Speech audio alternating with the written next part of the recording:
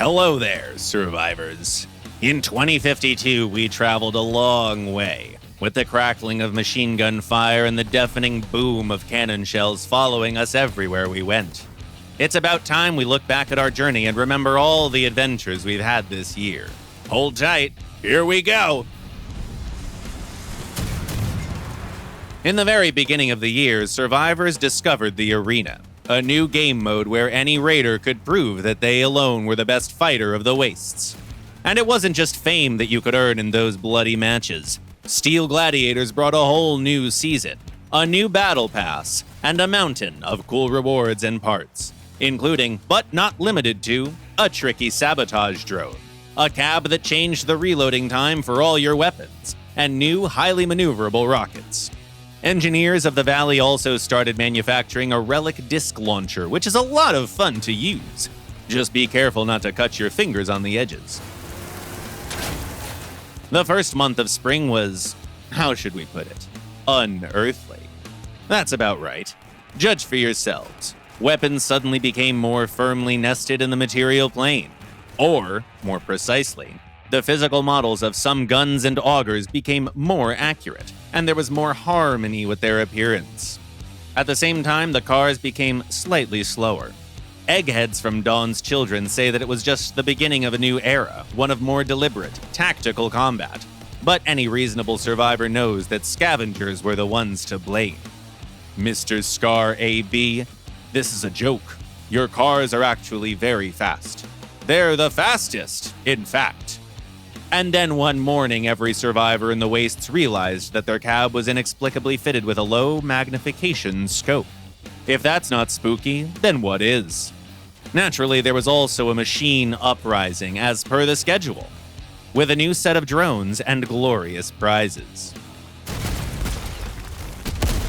In April, the traditional spring Mayhem made a triumphant return, in a completely new way. It looked very medieval, but was as crazy and hectic as usual.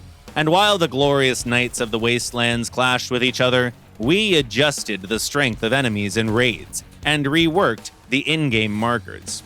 And then it was May all of a sudden, which marked the new anniversary of our adventures in the wastes. We celebrated the game's birthday in a grand way, with a special pack, presents to all the people of the valley, and a special brawl on a new map. Were you able to find all the drones, by the way?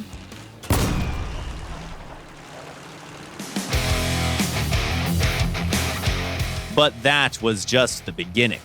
As summer rolled in, so did a crazy festival of brawls. There was a new, unique brawl every day, from a version of Battleship on a flooded map to funny races on very small drones. And there was a whole month of that, and more. While you were having your fun, grim-looking ravens opened their workbench to survivors, and there was a sighting of a new monster in the wastes, a wheeled eater of souls with a bloodthirsty witch inside. They say that those people that made a deal with her received a unique frontal wheel, as well as unrestricted access to the Copperhead Stadium, but we don't know if that was true or not.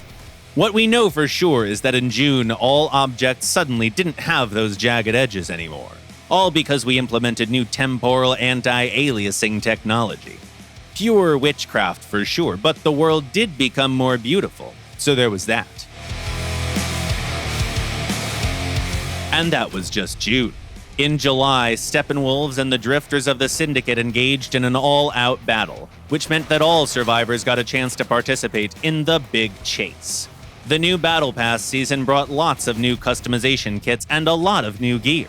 For instance, new rocket artillery, a cab with the ability to protect itself against heating, a mortar of monstrous caliber, a unique module that made other parts tougher, and many, many other cool things. And that's without even mentioning the update to the chase mode, a completely reworked co-driver system, and countless small fixes and additions. Furthermore, restless raiders of the valley also discovered a new location, the asymmetrical industrial labyrinth of the peaceful atom, well suited for vehicles of any type. Yeah, it's not very peaceful at the moment. Another big thing was that every survivor gained the ability to switch factions at will, as many times as you want, every day. No restrictions at all. In autumn, the dreaded football fever took over the wastes again with the triumphant return of the Steel Championship. Though the rules had changed. This time, athletes used new battle cars fitted with disc launchers instead of harpoons, and there was a whole new football season with lots of levels and unique rewards. While you were busy scoring goals, we completely reworked the items for range building and the ways that you could get them. The whole process became more streamlined, and many decorations for your private theme parks made it to the market. And that's without even mentioning that we updated the Desert Valley map and the physical models of all wheels available in the game. Yeah, all of them. Even the ones on that clunker. In fact, those were a priority. And in October, wait a second, I have to prepare myself. Inhale, exhale, let's go. A massive revamp of the way our wastes look and sound with new global illumination, shadows and reflections, new camera work and effects, new sounds in combat and in the garage, and then an upgraded interface, improved post-processing, and the support for NVIDIA DLSS. We also improved the exhibition, added a system for burning wrecks that are left after a car is destroyed, made trees breakable, reworked map geometry, and also changed the way all movement parts with a strafing function work. Then we had a new witch hunt, a new pack, a new marble quarry location, and a destructible bridge on the bridge map. In other words, we added a couple of things.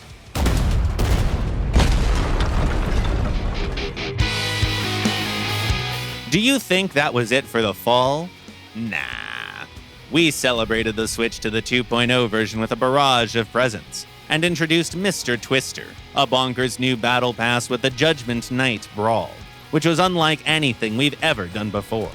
It was a high-octane deathmatch on special vehicles, carefully assembled for the single purpose of maximum carnage and chaos, featuring both an inbuilt strafing mechanic and super weapons. The more you fight, the more vehicles you unlock. Just do your best not to perish on the dark streets of the Dead City. All similarities to legendary games of our childhood are purely coincidental. And at the very end of the year, with the traditional holiday update, survivors discovered the skies. Well, technically the sky was always there, but we're talking about a crazy holiday brawl, with aircraft instead of your regular land-based vehicles. No pre-built designs either. Every raider was free to construct their own flying fortress. Furthermore, the people of the Wastes got closer to the heavens in a figurative sense as well, as, after taking to the skies, survivors immediately found a whole cathedral that somehow survived the apocalypse. And with it, they found a huge winter location, which was just perfect for aerial brawls. That's not to say that flying vehicles didn't make it to familiar locations, as pilots were also able to fight it out in the East Quarter and the already familiar Dead City. It wasn't just a holiday brawl, of course. We also brought memorable gifts, New Year crackers, decorations for your garage, and about 1 million small fixes and additions so that you could end the year in maximum comfort. And that's about it, at least for now. 2053 is coming, and we have around 2053 things planned already. Let's see what happens. Thanks for being with us this year. Don't forget to land from time to time to refuel your flying vehicles, and happy holidays.